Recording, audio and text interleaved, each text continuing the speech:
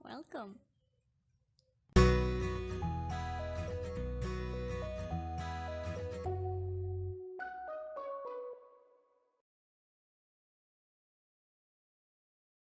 Oke, selamat datang di grup belajar bahasa Indonesia Mubarok. Terima kasih, sama-sama. Kamu bisa berlatih berbahasa Indonesia bersama kita semua di sini. Iya, but a little bit, pelan-pelan ya. Meaning of it? Slow down. We learn slowly here. So can I say saya belajar berbicara bahasa Indonesia pelan-pelan ya? Saya belajar bahasa Indonesia pelan-pelan ya. We only say pelan-pelan ya for using slow down, okay?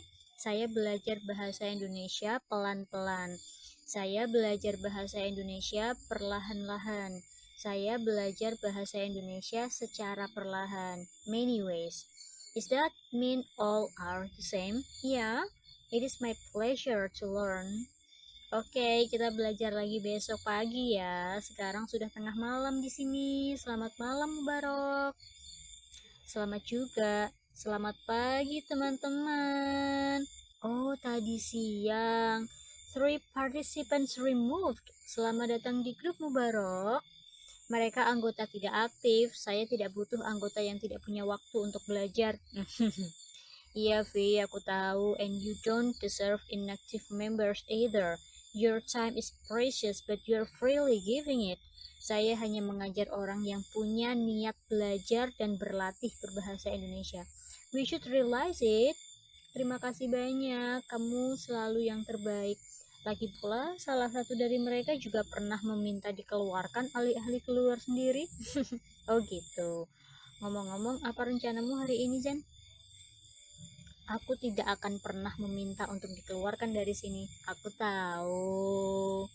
Di sini sedang hujan. Wah, dingin dong. Iya, Vi. Pasti kamu sedang di rumah. So, aku istirahat waktu ini. Istirahat ya. Ya, kamu tidak pergi ke penggilingan padi. Iya, tadi pagi aku sudah. Oh gitu. Is this right?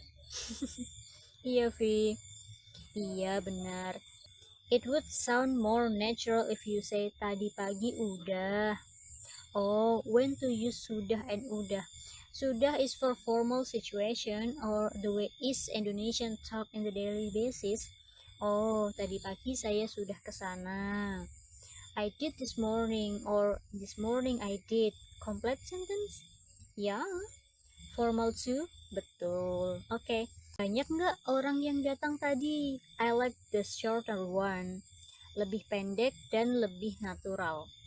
Not so, it's been raining earlier. Oh gitu. Berapa orang? 4. Oh, setelah itu kamu pulang. But one had 4 or 4 sacks to meal. Iya, Vi, kenapa kamu ketawa? Terdengar berat sekali. Mungkin aku nggak akan kuat mengangkat 1 karung padi. Relax, Vi, I got a worker. Oh, kukira kamu bekerja sendiri. Haha, nope. Rice mill might run away. I can't run after it. Jadi, pekerjaanmu hanya menerima uangnya. Iya, Vi, there are actually 3 kinds of payment. Money, rice, or shop for pigs. I collect them.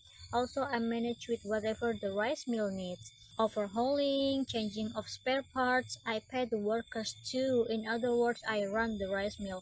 Wait a second, is the rice mill the place, the machine, or the customer? I fail to understand. When I say the rice mill, it includes the place, the machine with the dryer where customers dry their rice for free.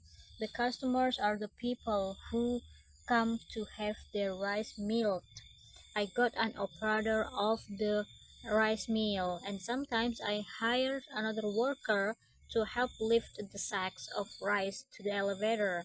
And sometimes I hire mechanics to have the machines overhauled, cleaned, and conditioned. Oke, Zen, aku paham sekarang. Berikut beberapa topik dan niche vlog yang bisa kamu pertimbangkan. Travel vlog, eksplorasi destinasi tersembunyi di Indonesia. Perjalanan kuliner di berbagai kota. Petualangan outdoor dan kegiatan ekstrim.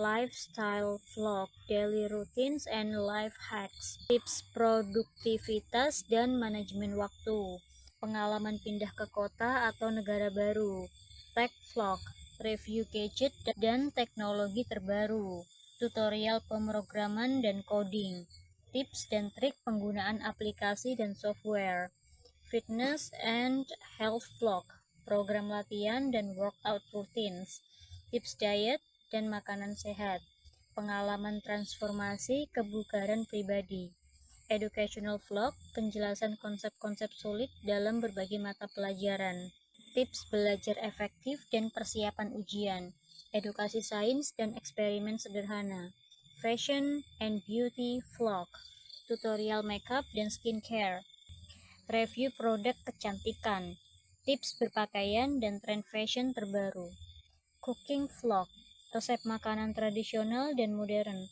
tips memasak cepat dan praktis, eksperimen kuliner dan fashion food, DIY and craft vlog, tutorial membuat kerajinan tangan, proyek DIY untuk dekorasi rumah, tips mendaur ulang barang bekas, finance and business vlog, tips menabung dan mengelola keuangan, pengalaman memulai bisnis dari nol, review buku dan sumber belajar tentang investasi, gaming vlog, gameplay dan review game terbaru, tips dan trik bermain game tertentu, komunitas dan event gaming, pilih topik yang paling sesuai dengan minat dan keahlianmu, serta yang memiliki audiens potensial yang besar.